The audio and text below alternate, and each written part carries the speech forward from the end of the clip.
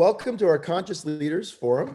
I'm going to be facilitating this. This is our second monthly call, which is at high noon on the Eastern Standard Time on the East Coast.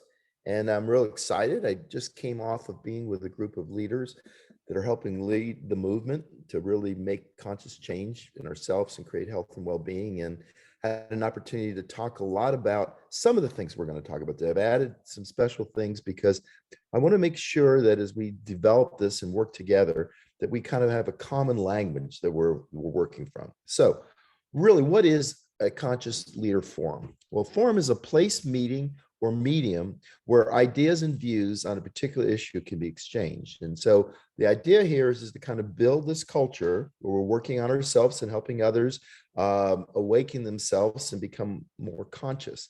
Today, I'm going to spend time really talking about what is our consciousness, because it's very confusing. I mean, it's interesting because interpersonal neurobiology, Stanford University, cat scans, far infrared scans, the ability to look at the brain, the ability to assess with warm imaging, where certain areas of the brain light up. We've learned a lot about the brain, and yet the corpus callosum, which kind of puts the brain right smack in half, each side of the brain has certain things it does and actually has its own consciousness. So it's kind of wild, but we can't really define that. So how we define consciousness has to be an individual thing. It has to be about us as one person, because basically you can't describe what's going on in someone else's head. We put a lot of stuff in our own heads, and we're going to talk about that as well today. But consciousness really has to be experienced and understood through the observer, through ourselves individually. So, we always ask the question, who are we? Well, we're not our things. So if you say, well, I'm a lawyer or I'm a doctor, that's not who you are. That's your occupation. And so we identify with things to give us foundation. And we're going to talk about how our thoughts and our feelings, how that works, and really what consciousness is if we really distill it down to how it works for us. Because whether the corpus callosum separates the brain and creates an inner pathways really doesn't help us when we go out and we're upset about something, right? So we're going to talk about from the perspective of consciousness, from the perspective as a physician, but basically looking at what it really is to us individually. So hopefully that's helpful. So let me just define it as it's defined. Consciousness refers to the state of being aware of one's thoughts and feelings. The more we are self-aware, the more we can consciously influence our thoughts and feelings and respond in a resourceful way to help others. Resourceful way is so important because if we think about it, basically our lives are one big conversation. Conversations with other people, conversations between countries, between citizens, conversations between ourselves, that voice inside of us that we're going to talk a little bit about today, basically, and understanding what that voice is and what it's doing. So if we look at awareness, basically, we're looking at a flower pot here, right? Or a plant pot. That's a vase that we're looking at. And when we look at it, it's pretty clear that's a vase because we're the subject. We are the observer, and that's the object we're looking at, or subject-object relationship. So we look at that, and it's irrefutable. That is a vase. It has a plant in it, and there's no question about that. We don't really argue with that. So if we look at how that works for all our senses, we have 5 senses, 5 sense organs. Basically, I'm going to use the one of the eye, but when we see that plant vase, we actually see it. We see it inside. It doesn't need to be translated. We don't need to say, oh, that's a vase and it's probably this big and that big. We look at it and we see everything we need to about that vase. Bird chirping, we hear that. We have ears that conduct that sound energy into our brain, and we hear it. We specifically hear it. Cookies baking, man, that smell used to drive me crazy. In fact, it still does. My girls know if they if they bake chocolate chip cookies, I don't want to be in the building because, man, they are great and they bring back childhood memories. I was a football player in high school. My girlfriend used to make chocolate chip cookies, and they'd be warm, and I'd smell them on the night before the game. And so there's a lot of memories that would come with it. So I'm pretty much, it's kind of like AA for alcoholics. It's something if I'm around them, I'm going to eat them. So I always ask them, and they do that sometimes, I think, just to mess with me. But also lemon basically taste, right? The lemon has, you never forget the first time you have a lemon, that tart taste that you get that identifies with it. And of course, a hot plate Hopefully it's not too hot or we get burned, but the hot plate when we touch it. So basically, these are pure form things we see. We're aware of them. We're conscious of them. Now, consciousness in our inner world is a very different thing. If you think about it, events, people, something happens, and basically what happens is it comes into our brain and it's filtered by our brain, by our mind, because our mind doesn't think we can handle reality as it actually sits. So our ego takes over and is kind of in charge in that, and it creates thoughts, it creates emotions and feelings, and we get this cognitive emotive loop, and we start thinking. So let me give you an example. Let's say, Sally is walking by, your friend Sally, and you haven't talked to her in a while, and you say hi, and she doesn't say anything back to you, right? It could be that Sally basically didn't hear you, or Sally might have been deep in thought, because we all get into our inner thoughts, our inner voice. And all of a sudden, your ego takes over and says, how dare her not say something to me? Now, we have two mechanisms. We'll talk about how that works to our advantage in just a moment. But those two mechanisms are designed. One is fight, and one is flight. Those are the two main. We can also freeze or fall. That would be the other one. Those are what animals do in nature when they have a real threat. They do one of those four things to protect themselves. Well, the same thing, that's what our ego does. It does one of those things. So fight, yeah, you may run after Sally and say, how dare you, Sally, not talk to me? And now your stuff, all your garbage inside of you, now you're getting into her garbage, and you have a discussion, and it could turn into what the next thing is, the drama triangle, and it usually does. That's why 95% of the world, 98% of the time, are in the drama triangle. It's kind of how the world's run right now, and it's not a very pretty sight. So basically, and then what happens is, if you suppress it rather than go fight, and you flight from it and you put it away, you start thinking about it more and more. And then you start projecting, well, Sally, how dare her do that? And then, the next day you're on a Zoom, you see Sally on the Zoom, and by now you're so upset, you can't even listen to the speaker, because your thoughts are consuming you, and your thoughts aren't you. That's how we filter reality. So if we look at this, basically something happens. What am I making it mean?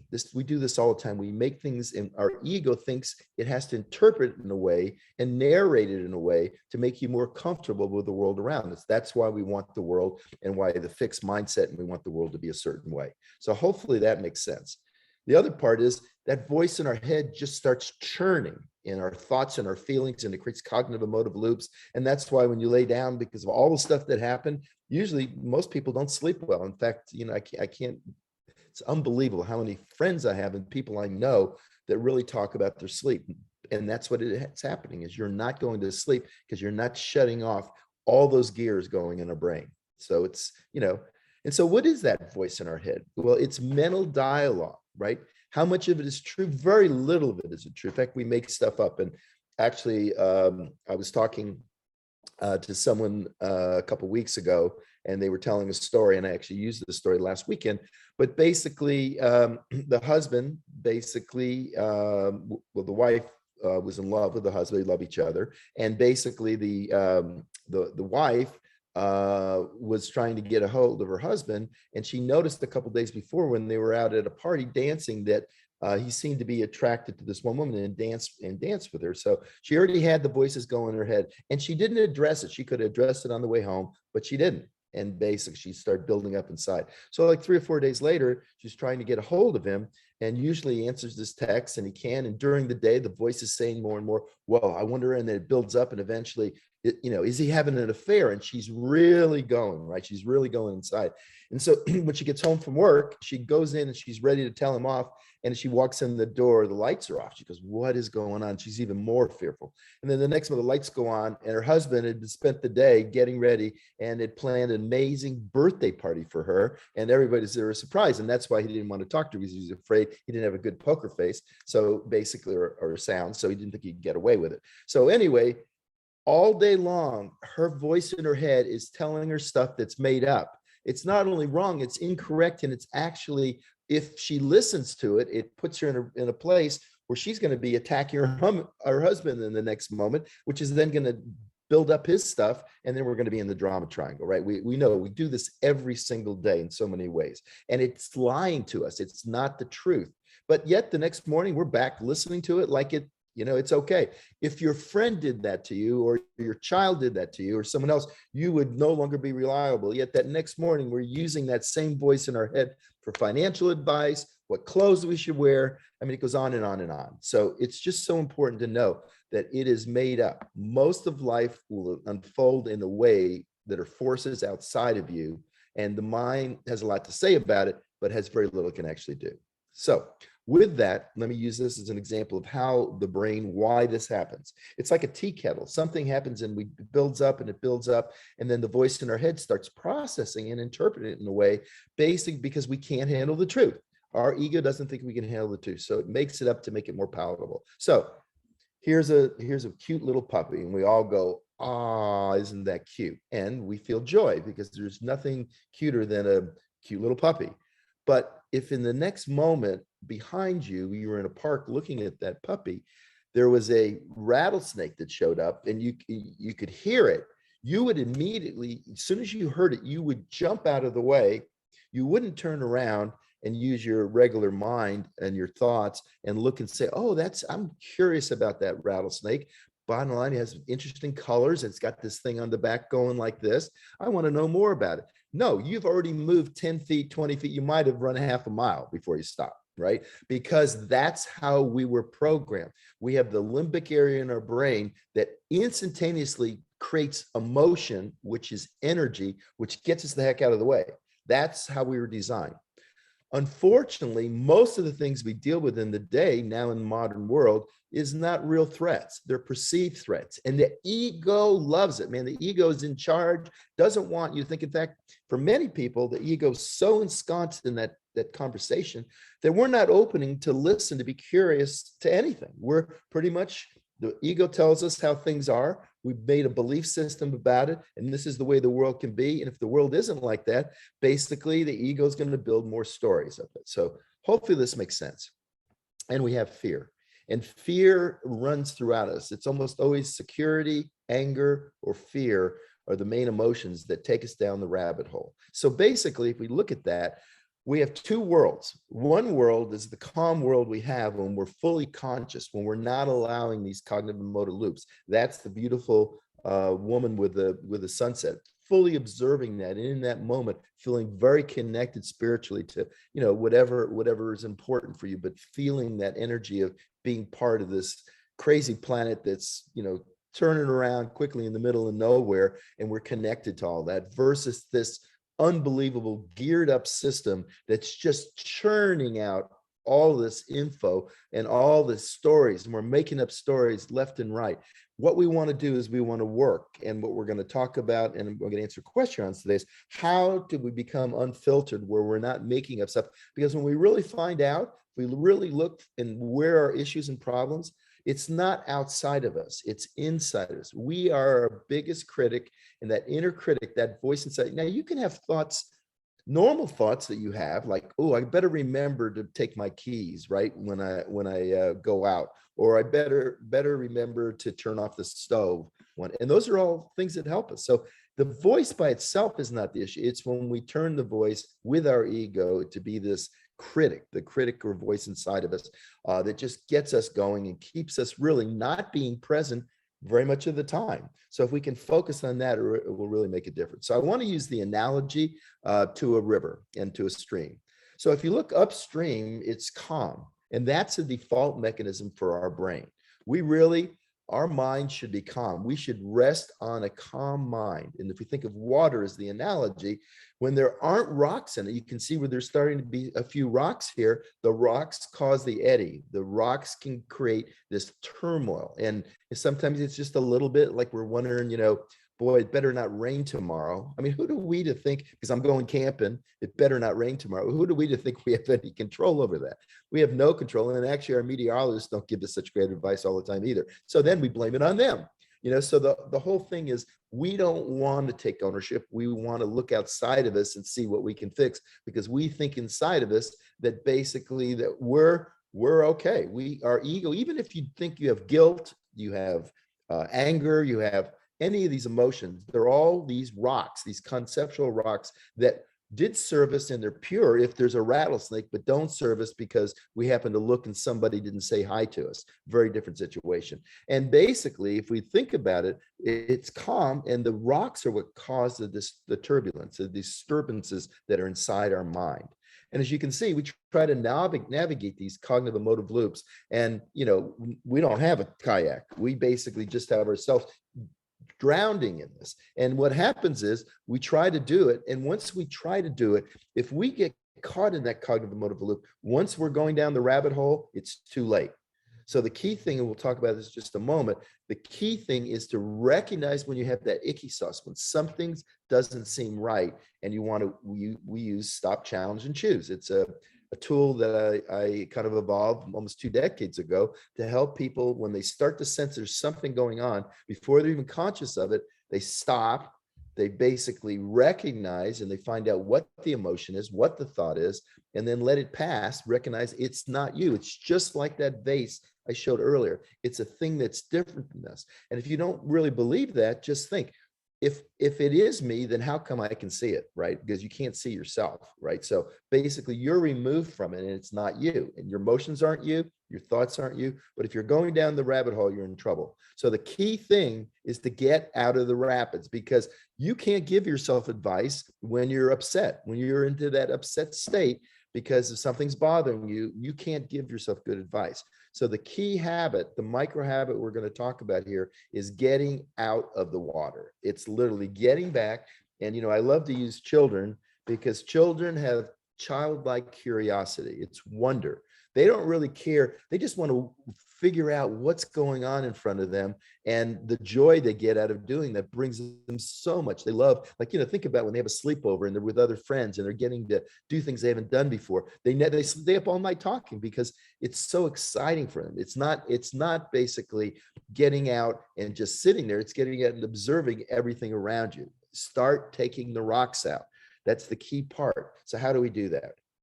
Well, there is no one giant step, but it's a lot of little ones. And it's taken, however how old you are, it's taken you that long through all those experiences, all those things, all those conclusions you came to, all that stuff you made up. It's got to come out, and it's going to take some time. But if it went down, in other words, what we do is we suppress that. We actually suppress it many times because we don't want to deal with reality. And so that thinking about Sally basically goes down in there. And then depending, it could be a relative, it could be someone you met that you haven't seen in years. And it creates all kinds of disturbance, not just in our own mind, but in our relationships, in our work, in our ability to be successful of what we want to do.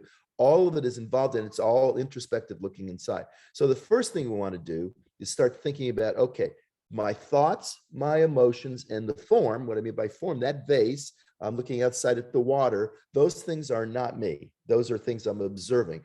Pure consciousness is me observing those things. And the better we can get it, recognize our thoughts aren't our own, our emotions aren't our own. We have basically elevated them to kind of take the world outside of us and make that the problem.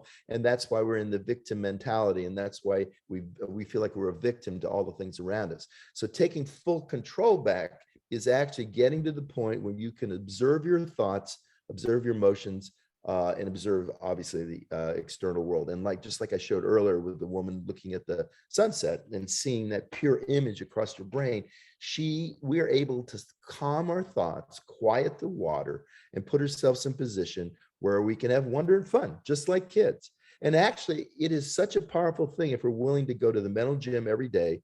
Over time, we can make all the difference. And actually, to the point where nothing's too big. No rocks are too big. Once we get them out, you can be surrounded with stuff outside of you that cause dysfunction. And we certainly have, life gets in the way. And the idea is something's going to happen, right? There are events that occur.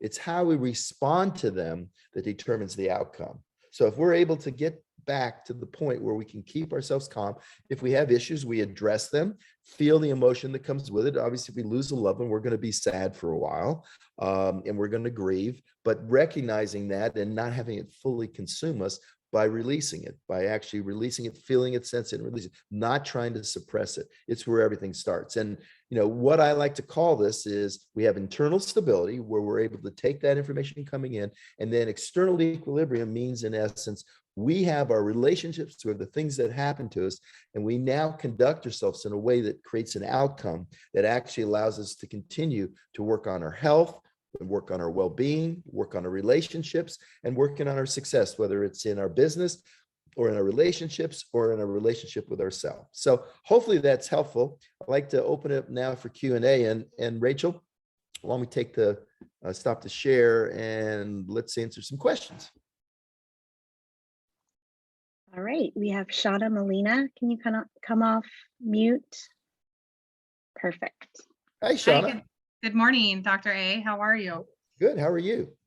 Good. I have been, a little bit before I started program, I was digging into my, I guess, conscious work, which was so profound that this is something we're focusing on. And I'm learning, I can see myself learning in the shift happening where those, especially in the mornings, I wake up and I'm like, the list is so long and I get overwhelmed. So I'm flipping the script early in the morning and, telling myself we're going to have a great day. And, these aren't life altering things that we have to be done. But I'm also getting into, there's a lot of subconscious work yet to be done. And what are some things that you can recommend? So some things that I found are like with Ram Dass or the Abundance Code. And I want to get deeper into that because I think there are some root things that I started believing early on, and I don't know how to find them and to get rid of them. Great. Awesome. That's a great question, Shauna. And congratulations on doing this work. This inner work we do on ourselves, getting inside our inner self and really working on it. Most people are afraid to do it. And the ego's there, man, it's just resisting. So recognizing that relationship you have with your ego, eventually over time, we want our ego to be in service of our soul.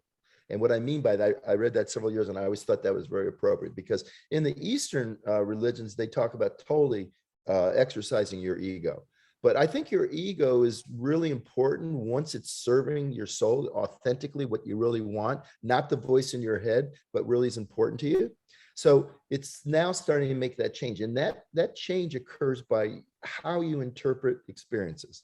And so really, we have a whole bunch of experiences. And so when I showed the filtered versus the unfiltered, if you can actually spend some time, and so there's three ways that you can spend some time. The first is turn that inner critic, turn it into positive energy. So for instance, I used the analogy over the weekend to the leaders. So someone's driving in front of you and they're driving 35 miles an hour in a 45 mile an hour zone. And we all know what starts happening in our minds, right? And, if you can't cross, if you can go around them, great. If it's the dotted lines, it's not a solid line, then great, go around them.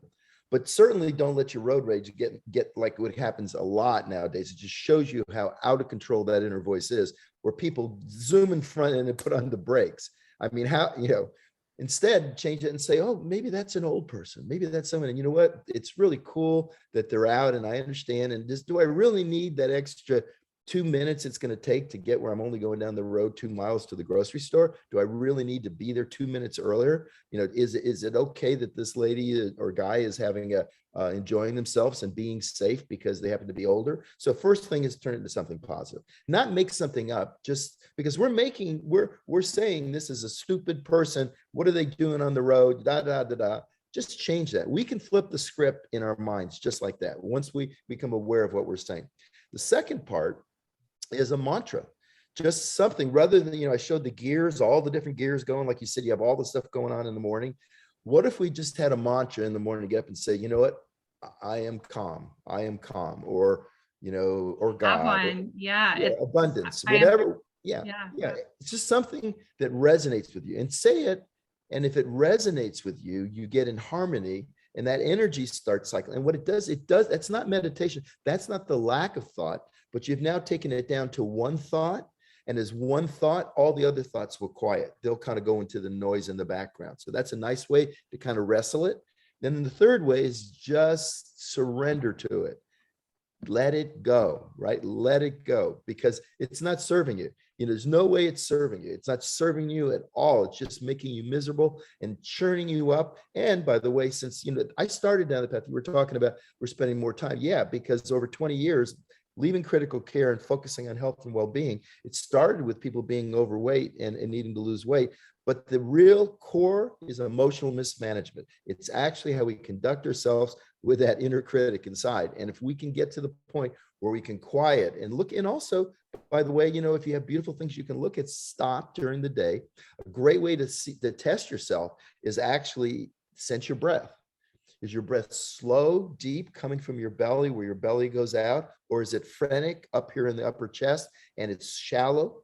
That'll tell you, because your autonomic nervous system, which is really most of the time automatic and autonomic because it's in charge and it works behind us. We don't have to think about our breathing, but we can. And our breathing will do two things. The first thing is it's a diagnostic. It tells us whether we're stressed, whether we're having all these feelings and tense, or are we calm? And then the second part, you can actually use your breath as one of the solutions. You can actually take some slow centering breaths, making sure your belly's expanding, feel the breath all the way through. And then you're using your breath to come to grips and then eventually wrestle your emotions and the things that are going inside to help quiet you and put you centered. Because we want to be, I showed the one slide with thoughts, feelings, and a form.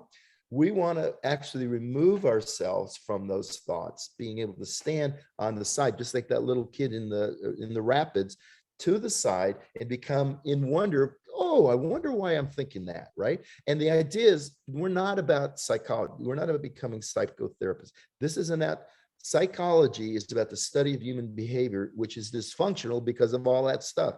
That's not our role. That's not our job. We're not trying to fix that. We're simply looking to observe it and quiet it. And the only thing we have control of, people would love, I always tell people, the best gift you can give yourself, stop trying to have a better past. Also, stop worrying about the future. Yeah, lead from the future so you have a blueprint and a direction to filter your everyday actions to become more. So do you want to be upset with your coach, or do you want to help that coach be more successful to help us on a mission? Of course, it's the second one. But if we're not standing out of the river and we're still in the middle of the rapids, we cannot function at a high level, and we do stuff. Just ask the people on Murderer's Row, right? There was a moment right before they committed these heinous crimes where they could have stopped. They were all aware of it, but their emotions, they let it take over. You know why? It's like habits. If you're not practicing, and in that moment, once you go down the rabbit hole and you're really in it, it's hard to navigate. You just can't navigate. And that's when you drown and do bonehead things. That's when you eat M&Ms. That's when people drink too much. They do drugs, whatever it is. They do something to try to quiet that voice inside, but it never does that. Is that helpful? So helpful. Yeah. And I look forward to just getting more into that subconscious level. Thank you. Yeah. And by the way, you don't need to clear your subconscious, but if it comes up and something hits you, right, you get that trigger, you want to sense, what is it? Anger? Is it fear? What is? And then basically let it come up, and it's going to hurt. It's going to be painful. If you repressed it or suppressed it because it was painful, when it comes up, it's going to be painful as well. But if you recognize it and stand on the riverbank and let it happen. Is that the surrender? That's the surrender? That's the surrender. That's the surrender. Surrender to it and let it just go through you, and don't let it have any energy. Don't connect to it. If you don't connect to the thought or to the emotion, you just simply observe it. It can't take you into the drama triangle. Basically, you've taken back total responsibility, and you're looking at it as being a thought or an emotion, which is no different than this phone. There are things that we're observing. They're not us. Our pure consciousness, our inner self, our basically self-awareness, when it's pure, unfiltered, makes your days brilliant. And it's a process. It's probably the hardest thing you'll have to do. It's also going to make that beautiful mountain view with the calm water that we showed earlier. Thank you. You're welcome. Okay, who else? Okay, we have Stacy. Hi, Dr. A. Hey, Stacy. Hi. I have a question on, as we are working through all of this personal development, and we're working on trying to stay above the line and bring awareness. First of all, I have to stop you right away. Language is everything. Stop trying to stay above the line. Stay above the line. Stay above the line. As we are go, staying above the and line. when you go below the line, recognize it before you get down, like in those rapids where now you've lost it, right? So as soon as you see the first ripple, you see that's time to move off the river, right? I'm using a metaphor, but basically stay away from it, look at it, observe it, okay? And being above the line is consciousness. You're a conscious, I want to make sure they're all related. I use consciousness because that's you as an individual. The commitments and what the Defner group did, Jim Defner created, was a line to show us as leaders or leading ourselves or being around other people. Are we above the line or below the line? It's as simple as that. That location, we're always in one of those two places, right? If we're above the line, we're just like we were just talking, then you're removed from it and you're able to see it, and then you can shift yourself with your breath, with your posture. So you shift back out of it. You don't go down. Once you get in the drama triangle, it's like being in those rapids. You can't, it just happens and you can't. In fact, the best thing you do then is get the hell out. Stop what you're doing. It's just like, I was talking to the folks over the weekend. It's like a young kid and you're teaching to read. Do you have kids? Yeah, I do. Yeah. Okay. When you were teaching to read when they were little and they're going to bed and they're reading their book, before they go to bed, as soon as they make a mistake and they get a little frustrated, stop. Because what'll happen is they'll make more mistakes, because what they're doing is they're circling the rabbit hole. They're starting to have those things. I'm not worthy. I'm not good. My mom's going to be upset with me. All that stuff starts. As soon as that happens, stop, give them a big kiss, tell them you love them, and put them to bed. That same thing we have to do with ourselves. So anyway, I didn't mean to interrupt you. I just want to make sure right from the beginning, you're not saying when you're trying to be above the line, you need to recognize, and you may not be ready. You may not be ready to go above the line in this particular thing, but be curious about it. It's okay if you're not. 80% of the time you want to do it, but you're not willing to do it. So it takes time. It takes effort. It's just like, chocolate chip cookies. I basically, if they're warm and they're in the air, man, I have to get the heck out, because if they're sitting there, I'll find that I've got one and I'm eating it and I don't even know I went into the kitchen and got it, right? Because our subconscious, we were talking in the last person about Sean, about your unconscious part, right? We have a ton of stuff we've gathered in there, right? And most of it just isn't true. And so the things that we didn't like, we press them down inside, and they're like a coil. And if you're not careful, you trigger one and it'll come up and it'll just take over the whole conversation. So anyway, what do you really want to know? Well, that actually probably answered my question. No, I was wondering, when there are so many other people around you who are in the drama triangle and cannot seem to find their way out of the drama triangle, it gets wearing, trying to, being the person who stays above the line when everybody around you is stuck in the drama triangle. And I'm wondering if you have some tips to help navigate that. I do. I have a really good, it's called, it's not mine, but it's Upset Technology. It's using, okay, how do we calm this brain that the voice is, it's like a tea kettle, right? It's just building and building and building and building.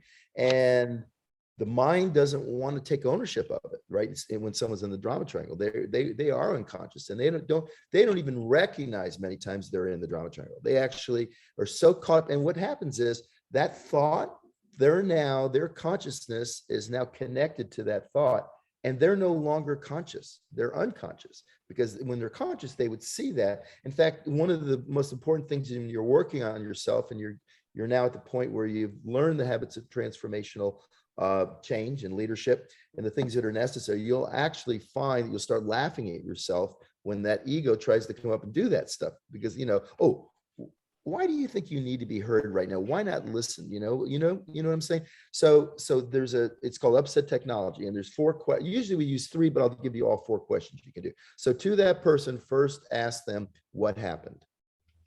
Okay. What did you expect to happen? What was missing? And what's next? You can take any emotionally upset, charged person, and by asking those questions and in wonder, not in judgment, in wonder of why, I'm curious what, you could even say that. I'm curious, what happened, or why, what did you expect to happen differently? And you do it from a sense of not judgment.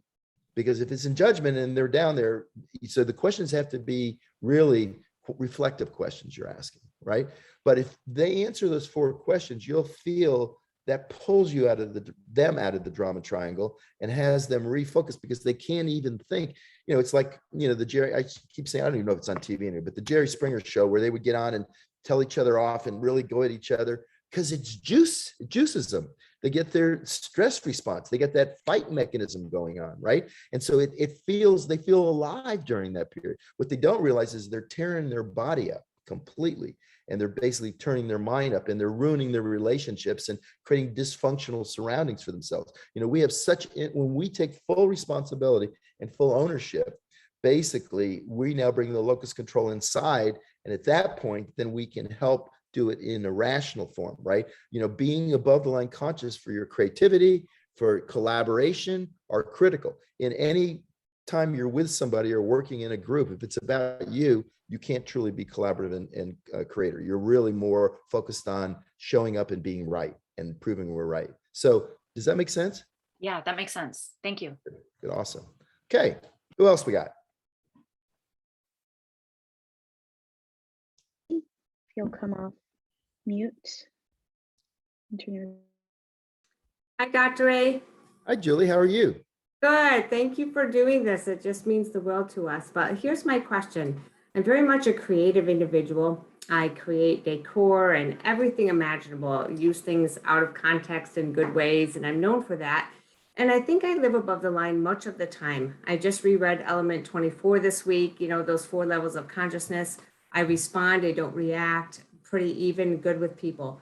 But the problem comes at night. I feel like my subconscious takes over. We just moved from Pennsylvania to Virginia, so big life change 3 months ago, my business, things like that. But I find myself waking up in the night with sometimes even panic and terror and these elephants sitting on my chest. And it's not rational, in my mind. During the day, I can handle that. I can choose to go above the line or silence those voices. But at night, it seems like sometimes they come alive and just really get me, and then I can't sleep. What is your thought on that as far as, is there other people like that? And what is my best bet to even out the nighttime too, so I sleep better? Yeah, and this is a good time for me to say this. I'm not a psychotherapist. I'm a physician that's focusing on helping people create health and well-being. So I can't give you a diagnosis, but I can give you some things to think about, right? So you are really good. You're really good during the day. I think of concealing all your stuff. I think you're actually concealing your stuff because when you sleep at night, there's a relationship between your conscious and unconscious self. Sleep is just another form of consciousness. So you're not Dr. Jekyll and Mr. Hyde. You basically have those things in there. You just have done a really good job of suppressing them and pushing them and resisting them. So you don't give them any energy. But basically, you still have those things, and you're just seeing them when you don't have that master control where you're basically, so if you're, and the reason why I say that's probably what's going on, because if you don't have this stuff inside there that does that, because you're doing so great with your consciousness, then you wouldn't have it because it's experiential. It's just that at night, you don't have the caretaker, the strong caretaker that has strong will and suppresses all these things and resists these things is coming out. So you actually do have them. So what I would do is now in the day, start doing exactly what I said for everybody else. You're just like, we're all, by the way, I've been working on this for several years. I'll be working on it for the rest of my life. But I can tell you my relationships with my family, with my kids, with my mom and I used to fight like the cats and dogs. She hasn't, she isn't on this course to change, and she's, in her age, she's in great shape and has a good life, but we become extremely close over the last 3 or 4 years because we used to do this and now I don't do that. And so she has nothing to do with, and so it's dramatically improved our relationship. So I think you're fooling yourself, Julie, and you're giving me permission. And by the way, again, 2 things. You're giving me permission when you get on here and ask that. So I hope that was all right. I should have asked you first. No, that's fine. A couple things is sometimes it turns in a really good way when I'm creating at night in my subconscious, and I come up with like, oh, that's what to do with that. And it just, even for my team, in Optavia. And the other thing is, it's been a stressful time these 3 months, especially with us moving and the doubt that's created as far as can I keep this thing going? But that's a really good way. I'm reading quite a bit on books on the mind just Good. to shore up that area, but I'll have to think further on that. Thank you so much. Yeah, before you go there, Julie, two other things you said, I want to make sure, because what I like to do is give people perspective, because you can't see yourself, and to have a different perspective, so you can start becoming that observer and really watching that. So a couple of things, if it's just happened in the last couple of months because you just moved, if it's not normally there, then that could be the reason why. So I didn't know that information. So that, you did say it, but I didn't think about it that way. Yeah. But yeah. Yeah, it no, could it's be- not like for years. It's certain. Yeah, so Right, that's, stressful. well, but it does bring up, there are things that you have security issues, safety issues. There are things that probably, I talk about expanding the window of tolerance. Most of us take two tacks. We're either rigid and we keep things very much the way they need to be. And then on the other side is reactive, where we just kind of react to everything around us. Now, I want to make sure the voice in our head isn't a bad thing, as I said earlier. And also, when I talk about the model morning and the twilight hour is a great time to think about the things that you leading from the future of what you want to create, next week, next month, next year. And then what am I going to do tomorrow? Right. So when you think about it at night and put it in your thoughts, those thoughts then sit inside there and they percolate. And so when you get up in the morning, you already know what you're going to do. You've already thought that through. So you don't have what we call choice fatigue. You're ready to go. You know what needs to happen, and you focus on the process of getting that done during the day. So that's the first, and you are a creator. And when you know what your desired outcome is, right, and where you are in current reality, you get into that generative spirit and you get stuff done. So you've got lots of the creative process in you. What I want to focus on is have you, with the creative process, focus on fully becoming filter free, where you're removing yourself and you're actually experiencing everything. And you can start off small with things. Since you like to create, we really observe and make sure you're looking at it like directly. Like I had over the weekend, I had the folks look around the room. And when I looked out at the room, I see the whole room. I see everybody. I see all the different outfits, the faces, the smiles, or sometimes the frowns if they don't like what I'm saying. And it's all right there. If I have to filter it and go through and look at each individual, it would take hours to process that room, right? So that's the difference. So you probably aren't even aware that you're filtering some things. Like maybe you're feeling a little nervous of where you are, or you're feeling a little uncomfortable, or you're feeling a little shy. It usually is we're bringing it back something inside. And then what your brain's trying to do and your mind's trying to do at night is just work through it, right? It's trying to process through, just like when you think about things creative and then next day you're ready to go. That's why I like the shower or going for a walk on the beach with yourself can be a great time to free ourselves, so we don't have all those voices in our head and we're fully getting back to that awareness. We're experiencing that. And then if we're aware of what we want to create, then it gives us the right format to be able to do that. Okay, thank you. It's very helpful. You're welcome. Yeah. Okay, who else? All right, next up we have Margaret.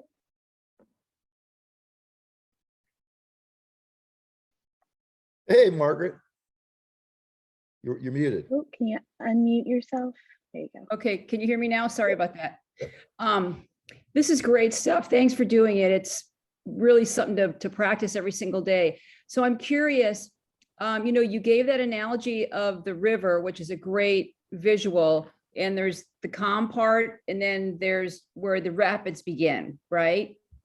And so I'm curious, why is it in some areas of your life, it's easier to stay like that, the calm river, and kind of be in a state of flow?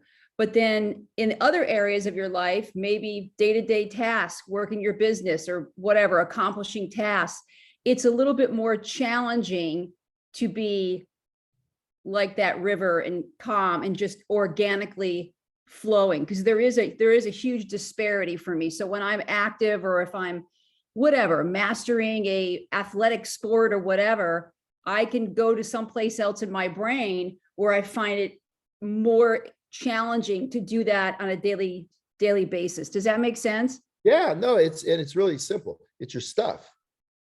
It's not touching your stuff. If it's touching your stuff, then your ego is going to take over and create a filtered version and make a story out of it. If it's not touching your stuff, so if I say to you, 2 + 2 = 4, does that touch your stuff? No. No, but if I said, Margaret, bottom line is, you're not gonna like this, but Margaret, I really missed you last weekend. Yeah, I missed you too, by the way. Yeah, but you know what I'm talking about. It touches your stuff. Okay. And I'm using that as a real life example because that's what happens. It touches our stuff, and we shouldn't let it touch our stuff. We should take it and wonder, like, okay, why did he say that? Right? Why did he say it? And I'm actually doing it for two reasons, because I did miss you last weekend. And the second thing is I know that would touch your stuff. So that's the point. And our stuff, it's all made up. Just like I talked about the lady that was jealous about her husband because she happened to see him dancing at a party with, they were just hanging out and it meant nothing to him. But the day when she couldn't get a hold of a man, it started touching her stuff. And jealousy is our stuff. It's our emotions and the things we have inside us. And by the way, why does it affect us sometimes and not others? Because along the journey, there's stuff that happened that you've suppressed that's down there. It's just looking for a reason to come up. And it just reinforces. That's why, people in the same family can basically just go at each other because of different political views, right? Or finances. And 50% of marriages end up because of finances. I was telling the group over the weekend, in 1929, executives, CEOs of companies, brilliant people jumped off of skyscrapers because it touched their stuff in such an impactful way, they couldn't deal with it. So it's all about that. So anytime it's touching you, just be curious about it. And again, the reason why the water is calm is there's no rocks in it. When the rocks is your stuff. And when your rock is in the water, it's going to cause the wavelets getting to be rocks. And sometimes they're huge boulders, right? To get in the way, like when something catastrophic, happens to you, right? So bottom line is, all touches your stuff. And as soon as it touches your stuff, the job is to, again, stuff happens. It happens to all of us. We're all born and we die, and all the people important to us are born and die. And, we have COVID come out of the middle of nowhere, right? We have this stuff happen. It's how it touches us. Now, I'm not saying, listen, if you lose a relative or a loved one to COVID, you're going to be sad. And I'm not saying that. It's not a naivety. It's that I'm going to now say, I'm sad, I'm grieving, but I'm not going to let it overwhelm me. There's sadness, and then there's depression, right? There's where we let it consume us because we have all those gears going, and they start building that drama triangle. Oh, woe's me, and all of a sudden, rather than, we still spend time on our stuff from when we were a child, right? It's not helpful. That's why I say stop trying to have a better past for any of us. I'm not talking about you directly. I'm just talking about in general. And then when we have something, be curious about it. Say, oh, that rock, and and then not trying to fix it, but to experience and let the rock come up, let that thing come up, and basically experience it, feel it, go through the pain, because then it's gone. And it's the same way when we're coaching other people as clients or coaches, is we need to become better at not trying to get them to be a certain way. We need to be an investigator like Inspector Clouseau, where we're finding out, okay, we don't want to touch their stuff. We want to free and create rapport and security and safety where they feel open so they can start working on that stuff with us. That's the whole idea. Does that make sense? It does. And so just so I make sure that I have clarity. So on a day-to-day basis, when you feel like the stuff, and by the way, I had a fabulous past, but in your day-to-day. Wait. So you just made a statement, that's your ego. Because bottom line is you had a fabulous past in general, but you've had things that created emotions that you probably dealt with by partially suppressing. We all do. I have a fabulous past too, but I had some big issues happen. So I just want to make sure how we talk to ourselves. Okay, because you're a competitor, right? And that's your ego saying you had what judges whether you had a fabulous past or and I know you had a great mom, so I get that part. That's not what I'm saying. But stuff happens to us. I remember my father was in the Air Force, and every 3 years we had to travel. So I would lose all my friends and have to go make new friends. That touched my stuff, right? I remember being in Gibraltar on October 31st on Halloween. In Gibraltar, they don't basically celebrate, well, they do now. Everybody celebrates Halloween now, but they didn't back then. And I remember sitting out on the balcony of our place overlooking the Gibraltar, overlooking the Mediterranean. And over to the left, while I was feeling sorry for myself, I had my stuff touched. I wasn't able to dress up and be with my friends for Halloween because we just gotten over there. Bottom line, I look over and there's a Barbary ape looking at me and making this goofy sound while he's eating a piece of fruit. And I basically looked over and thought, wow, that is really cool. And immediately I said, you know what? I have the opportunity, and turning it, like I said to the other lady, positive, and looked at it and said, you know, I have a real ape I'm looking at right here versus going and making up Halloween. So see what I'm saying? So it's understanding we all have stuff and we all go below the line. It's not so much about going below the line. It's that we catch ourselves and we start working on the habit of transformation where we're now getting beyond it. We're getting, so we know the only problem we ever have. And by the way, that voice inside our head, it always has a problem. It's always got something going on, and you can't fix something outside. You got to go inside and work on yourself, not on the outside. Now, if you know, you've heard me say this before, but if there's a leak in my ceiling and the plumbing's got a leak, then yeah, I need to, stop what I'm doing, go up, turn off the water, call the plumber, and then go back and not ruin my day with, oh man, it touched my stuff. I feel so sorry for myself today. Instead, say, good, I'm glad I caught it and I was sitting here, because if I hadn't been here, the whole place would have been ruined, right? So turn it into a positive and then basically deal with it and get on with it. We all have our stuff. It's how we handle our stuff. Right, right. So on a daily, from a day-to-day basis, because I just want to be clear about this. So when you kind of feel like you're getting into that rough water on a day-to-day basis, like let's say working in your business, right? You start to think about something, that emotion wells up. Are you saying just be aware of it? Don't connect with it, just kind of be aware of it? No, yeah. The answer is yes and no. And what I mean by that, you don't want to connect and associate with it, because it pulls you right down the rabbit hole. And once you're in the rabbit hole and you're in the drama triangle, you're done. You can't give a crazy person advice. And you're no longer rational when you're in the drama triangle. Okay. So what you want to do is be aware of it, observe it, be curious about it, and let it pass. It's just like a cloud in the sky. Okay. It's there and then it's gone. You don't attach to it, right? And it's not psychotherapy. You're not trying to figure out the meaning of how it affected you when you were a child. You're simply, I have an emotion right now. It's been suppressed in there. It's got to come back up. So that's why I said the most advanced, you start with just turning into a positive thing, right? It's the first thing. Second thing, mantras help. The third thing, the more difficult one, the one that takes longer and will come over time as you practice it, is surrender. It's actually letting it go, let it go, right? If there's some person that's bugging the heck out of you, basically, if they're open for it, but if they're unconscious and not open for it, let it go. Don't let it affect you. Don't let it occupy any of your time. Okay. You're missing, I'd be missing, I'm doing an hour focused attention to something that's creative, what we're doing here. But when I'm done, I guarantee I'm going to go for a walk on the beach. Okay. Like you do many times, right? Because I want to be outside, and that recentering to nature is so important for that.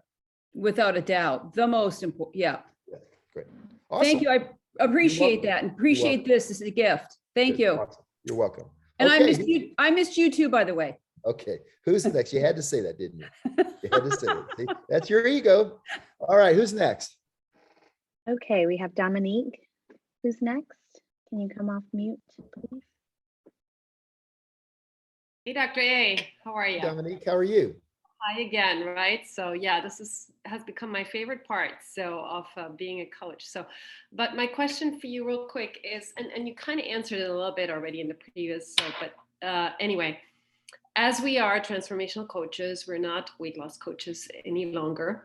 That's way, way back. So obviously we ask our clients, what's going on? What's in your mind today? And a lot of, I can sometimes feel that they're really getting into a spin tail. So what I've been doing with them, and I kind of would like for you to see if you have any other suggestions, but it is what you taught us in the life book. I have them ask them, what do you feel? What emotion? Where do you feel it? In which part of your body?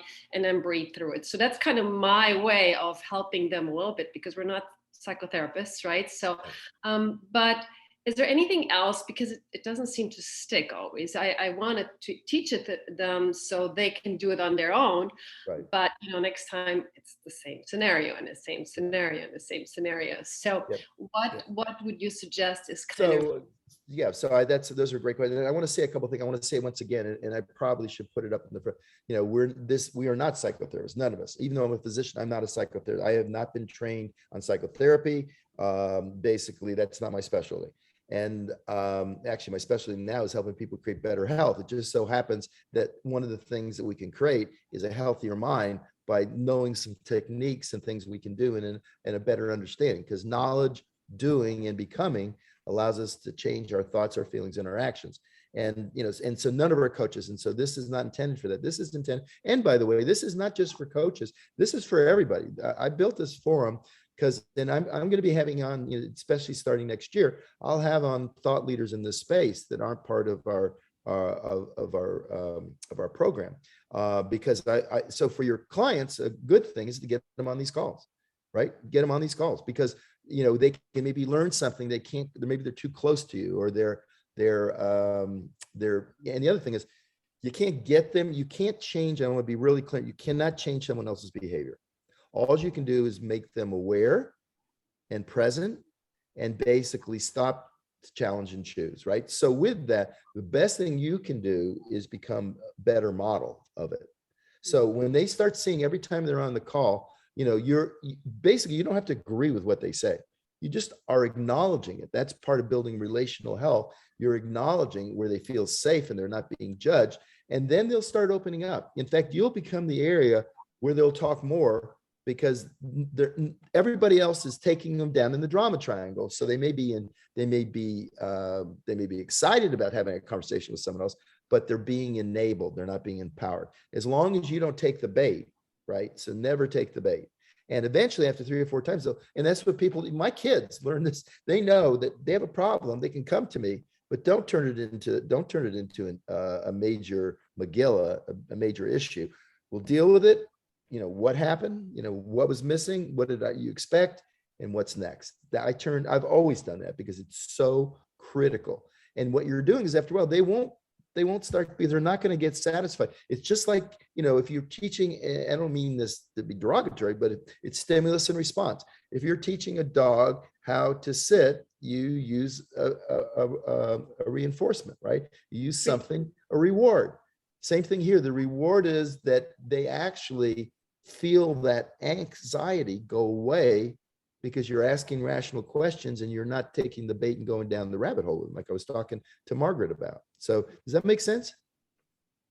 Yeah, absolutely. Yeah, really Thank you so important. much. Awesome. Yeah. Yeah. Okay, we have time for maybe one more question. We're almost at the hour. Okay, we have Katie up next. Okay. Katie. Hi, Katie. I can't hear you. Hi.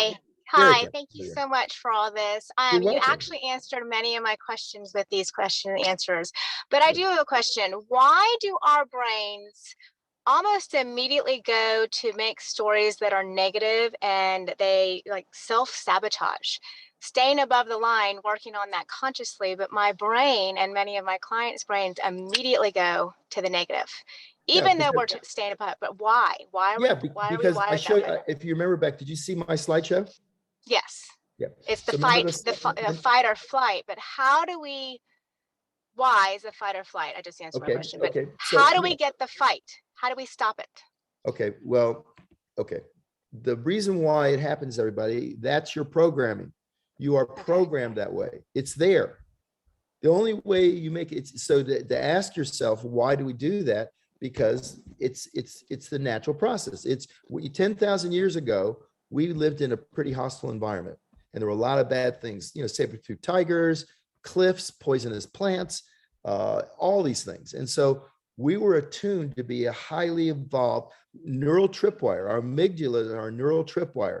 They're designed so when there is any perceived threat, boom, it acts in advance of you using your rational brain, because our rational brain is more deliberate, but it thinks much slower.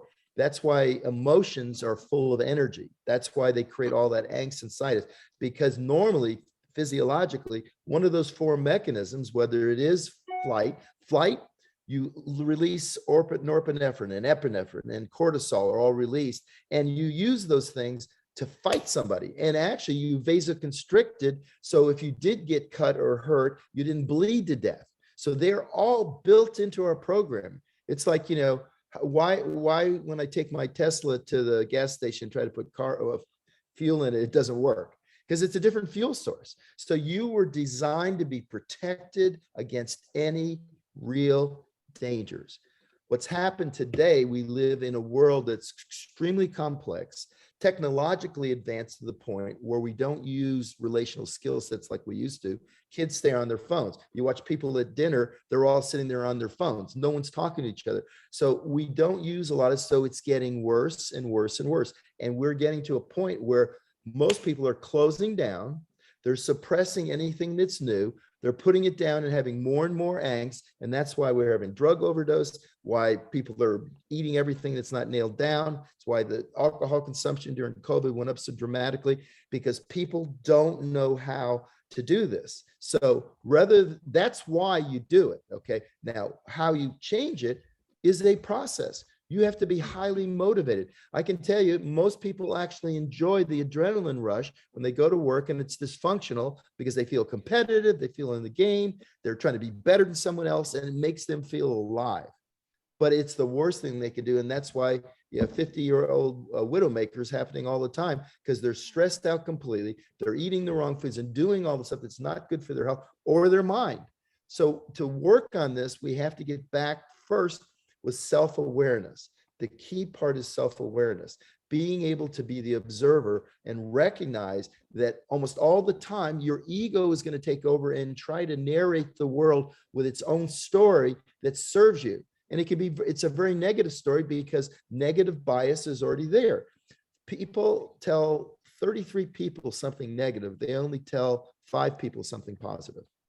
Okay. Wow. We have a negative bias of perceived threats, and the world is full of perceived threats. And we're not getting the socialization and the interaction like we did years ago when, you know, your grandmother and grandfather, if your parents were working, they were there for you. We lived together, we worked together. Technology, we didn't move around. We're just like the one lady that basically is having stuff happen at night because she moved. Yeah, she made a move, but the world is moving. I made a statement over the weekend. Change is occurring the slowest that will ever occur right now. It's going to continue to accelerate. So if we're not taking control, and AI, by the way, has come on, and what companies are doing is they've data mined millions and millions of people. They know what you're thinking, and they're actually having you work for them and buy their stuff because you're not thinking, because you're unconscious. So this is the most important gift we can give to ourselves and work on together. And that's why I wanted to start this forum and this movement and bring others on also, because this work is so important for us individually. It doesn't matter whether you're a coach or a leader. It's important for our clients, and it's important for everyone to realize if you don't take back that locus of control and you continue to point outside at everything as being the problem and trying to fix the problem, rather going and looking at the mirror and realizing that you are the person that's causing this stuff to happen to yourself. And your thoughts, your feelings are not you. They're just another process where we have a neurological thing that happens that we can harness and build buildings and, you know, make amazing airliners and all the stuff when we process our thoughts in a collaborative, creative way. But when we're left to our inner critic, we basically beat ourselves up insensibly, worse than we would ever talk to anybody else. True. We're our Cool. worst critics. Thank you. Thank you. Yep, you're welcome. All right, guys. Well, listen, again, thank you, guys. I hope that this is helpful. And again, we've designed this for anyone that wants to work on organize their life around what matters most to them, that wants to be able to put their mind where they want, when they want, for as long as they want. And together, we really can help ourselves and help our fellow humans be better parents, more conscious parents, community members, citizens, and obviously help us change the world together. So thank you guys so much. And I'll see you in January on the first Tuesday at noon. See you guys. And let anybody know, this is for anybody that wants to work on themselves. Thanks. Bye.